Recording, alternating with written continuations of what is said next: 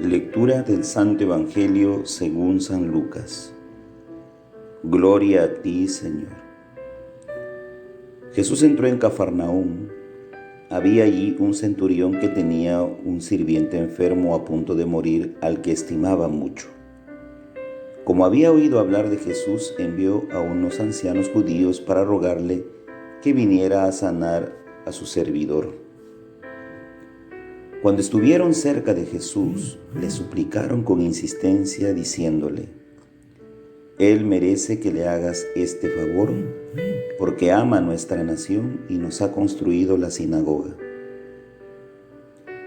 Jesús fue con ellos, y cuando ya estaba cerca de la casa, el centurión le mandó decir por unos amigos: Señor, no te molestes, porque no soy digno de que entres en mi casa.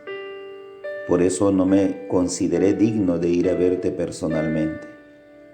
Basta que digas una palabra y mi sirviente se sanará. Porque yo, que no soy más que un oficial subalterno, pero tengo soldados a mis órdenes. Cuando digo a uno ve, él va, y a otro ven, él viene. Y cuando digo a mi sirviente, tienes que hacer esto, él lo hace. Al oír estas palabras, Jesús se admiró de él, y volviéndose a la multitud que lo seguía, dijo: Yo les aseguro que ni siquiera en Israel he encontrado tanta fe. Cuando los enviados regresaron a la casa, encontraron al sirviente completamente sano. Palabra del Señor. Gloria a ti, Señor Jesús. Queridos hermanos, hermanas, muy buenos días en el Señor. Hoy día queremos rezar por Padre Drago. Tiene una recuperación muy satisfactoria. Yo sé que la Virgen María, nuestra Madre, le está ayudando. También queremos pedir en el día de sus cumpleaños de José Antonio Vivanco Medina y su digna esposa Antuca León, que el Señor les conceda muchos años más de vida juntos. También quiero pedir por la fortaleza de la familia Zaratelazo, por cada uno de mis primas y mi primo, también de mis sobrinos, y por el alma y el eterno descanso de Carlos Dejo y sus cuñados, sus hermanos Luis, Elsa, Jorge, y también por el eterno descanso de Edison Navarro Gutarra y María Lazo Siguay. El Evangelio del día de hoy nos narra el pasaje donde un centurión le pide un milagro a Jesús. Diríamos que es un milagro a distancia. Normalmente Jesús, cuando realiza sus milagros, siempre los hace por medio de un contacto físico y silencioso, tomando en cuenta de que le gusta mucho la cercanía de estar al lado de los que sufren. Cuando sana un leproso, cuando perdona a la mujer pecadora, cuando la cananea se acerca y le toca el borde del manto y se le da el milagro que esperaba. Es decir, siempre Jesús quiere un contacto directo con el que lo necesita. Pero hoy no necesita ese contacto, pero sin embargo, algo que resalta Jesús y se admira, dice, es de la fe y la plena seguridad que este centurión ha mostrado en su persona. Hay una expresión que decimos en la Santa Eucaristía, en la misa, antes de comulgar: Señor, no soy digno de que entres en mi casa, pero una palabra tuya bastará para sanar. Esto lo repetimos cada vez que vamos a la Eucaristía y son palabras del Evangelio del día de hoy. Son palabras que expresan un llamado de fe. Estoy dando fe en ese momento de a quién voy a comulgar y recibir en mi ser, en mi corazón, en mi casa interior. Y es bonito entender esto porque cada vez que expresamos, estamos expresando nuestra fe en esa pequeña hostia, en ese pedacito de pan que se llama Jesús. Este Evangelio también nos llama hoy día a expresar algo,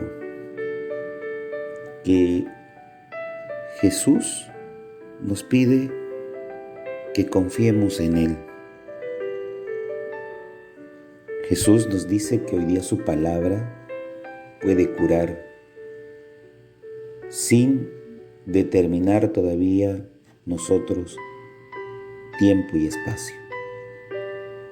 Para Él el espacio está todavía distante de llegar al enfermo. El tiempo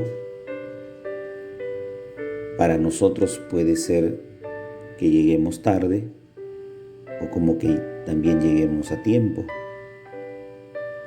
Pero para Jesús, que es Dios, tiempo y espacio no son un impedimento para actuar en favor de alguien. Y es ahí donde nos pide a nosotros un acto de fe. ¿Cuál es ese acto de fe? Simplemente que nosotros confiemos que Él nos escucha en todo momento. Siempre decimos la siguiente frase: ¿es que Dios me estará escuchando? ¿Dios me estará viendo? ¿Hará caso de mi súplica, mi oración, mi necesidad? La respuesta es sí. ¿No es acaso el centurión la persona que representa una fe viva y confiada, en que no es necesario todavía que llegue al lugar que lo cita, su casa, para ver al enfermo y sanarlo, sino simplemente a la distancia, su voz, su palabra basta? ¿Todavía físicamente Jesús tiene que estar al lado del enfermo para que actúe su poder? No. Sería limitar el poder curativo y divino de Dios. No tengamos duda que en todo momento Jesús está ahí. Y la Escritura de hoy día nos dice claramente, para entender en el trasfondo, solamente tienes que tener algo del cual Dios no podrá dispensarnos jamás.